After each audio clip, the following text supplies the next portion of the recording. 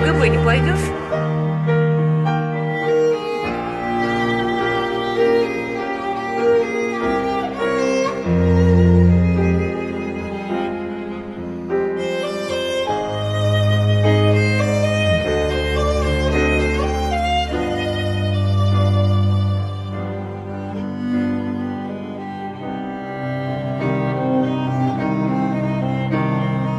It was Sunday. People were waiting for Father Alexander at liturgy, but he didn't arrive.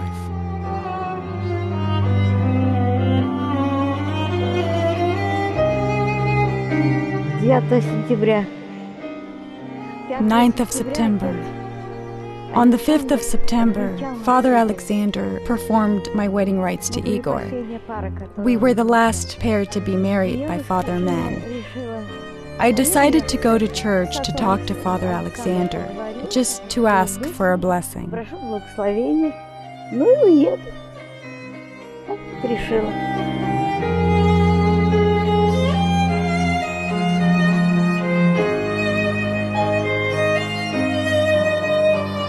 Игорь остался дома, и я поехала.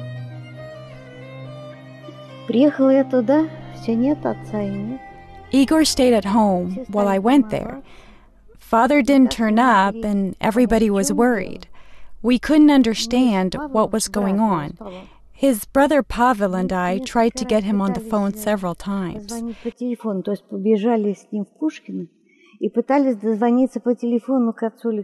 We went to Pushkino and called him, trying to find out if something had happened. But we didn't get any response.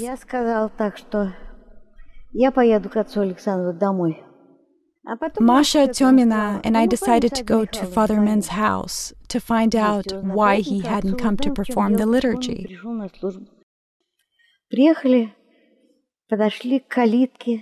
We arrived there, knocked on the gate, and his mother-in-law came out of the house. We asked her what had happened to Father Alexander.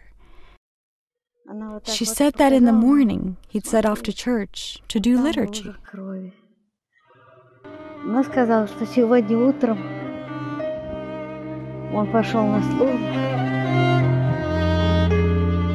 On the 9th of September 1990, the priest, Alexander Men, was killed on his way to church. Somebody approached him from behind and struck his head with a sharp instrument. Father Men died from loss of blood close to his house.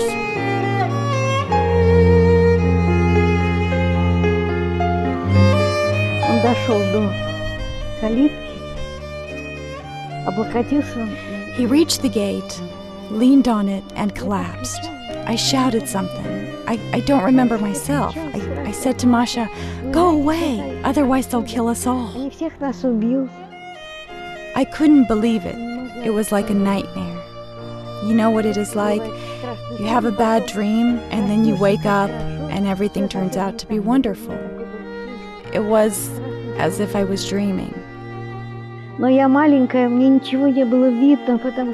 I'm short. I couldn't see anything because there were lots of people in front of me. I was trying to look over their shoulders, trying to get a glimpse of him, because I realized it was the last time I would see his face. During the service, I stood behind Maria, because it seemed she'd fall backwards. But I was wrong. She stood as still as a candle.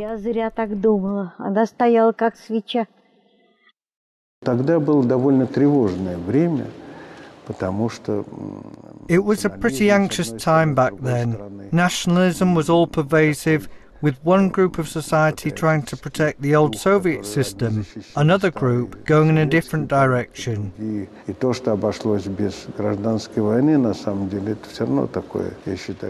I think it's a miracle that civil war didn't break out then in Russia. In 1990, the KGB ruled many spheres. There were two powers, the KGB and the Communist Party. But nowadays, I think only one power has remained. I think we reached this stage over the last 20 years. I cannot see any other power within our country that could compete with the Federal Security Service of Russia.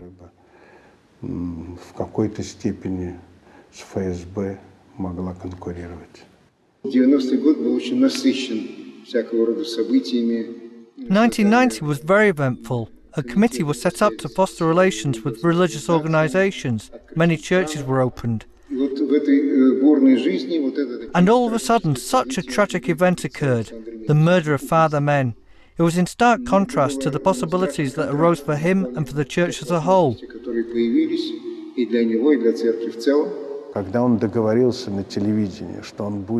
He arranged preaching and regular programs on TV.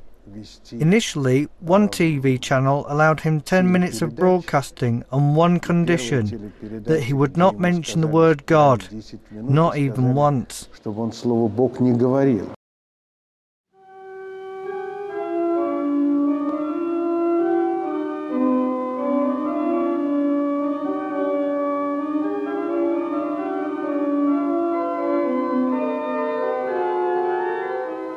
Нет ничего случайного во Вселенной. И то, что мы задаемся вопросом о смысле жизни, о цели жизни, о назначении,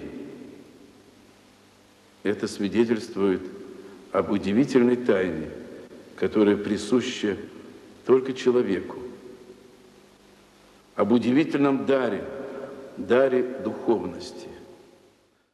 И он сумел He managed to raise eternal questions so elaborately that they realized that he was their worst ideological enemy. It was as if he slipped out of their hands, but they were persistent. We'll get him anyway. I think his murder was an act of revenge from those who maintained a contrary ideology. Only one program in the series had been broadcast. He was killed soon after, and the rest of the video recordings were demagnetized. 2 days later, all the recordings had disappeared from television. Journalists that had interviewed Father Alexander received calls, forbidding them from broadcasting the remaining interviews, threatening them with revenge, dropping hints. We know which school your children study at, which bus they travel on, etc. No criminal would do this. It's clear that this decision was made in the highest ranks of state power. It was made by people for whom Father Men was an enemy and who were standing in the way of them achieving their political aims. Почему его не посадили? Потому что он был, во-первых, очень осторожен, да? Значит, he was not imprisoned because, first of all, he was very careful. Когда он как бы several times he was very close to being arrested.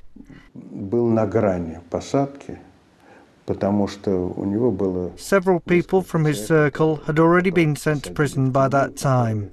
Опять же, в этой же тюрьме рассказывали про то, как, но это было значительно позже. А до этого он вел очень. Before these events, he led a very quiet life. But Bishop Filaret Bakhromiev claims that on the last occasion, Juvenali saved men from prison. He managed to protect him at the beginning of Perestroika in 1986. И он его отстоял.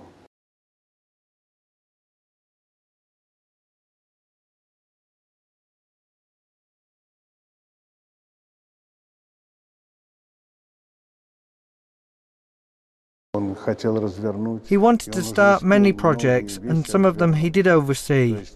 A charitable society at the hospital, the revival of the Russian Bible Society after it had been closed over 100 years ago, the publication of World of Bible magazine. He was taking on editorial staff there, as he was planning to continue performing his services and duties. Of course, we were all worried because of the unstable situation and threats to staff. The sense of danger was always there. He realized that he was opposed not only to state power, but to some groups in church who thought that he preached in an improper way. He thought that one of the most important things was freedom. That's why his political priorities were decisive. One question remains unanswered. Was he a member of the dissident movement? The answer is no. He had his own path to follow. He could have been a politician, but decided that his way was preaching the gospel. When preaching the gospel, he was setting people free. Soviet power doesn't accept freedom. Even today, our state power is hardly tolerant of freedom. For many people, Christianity seemed to be a new ideology that came as a change or substitute for communism. I think then there were different groups within the Central Committee, the Communist Party at power and the KGB. For some of these groups, orthodoxy seemed to be an instrument for imposing a new ideology and their own positions. But they didn't need the Christianity preached by Father Men. They needed the kind of Christianity, a traditionalist national cult which suited everybody's needs, not one that meant serving God.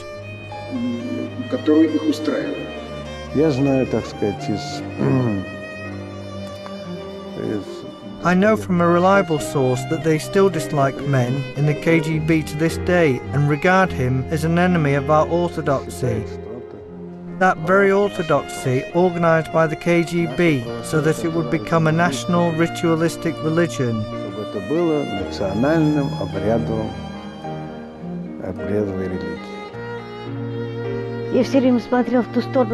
I was watching the place where he usually received confession. Then there was someone else there, which, for me, was painful to observe.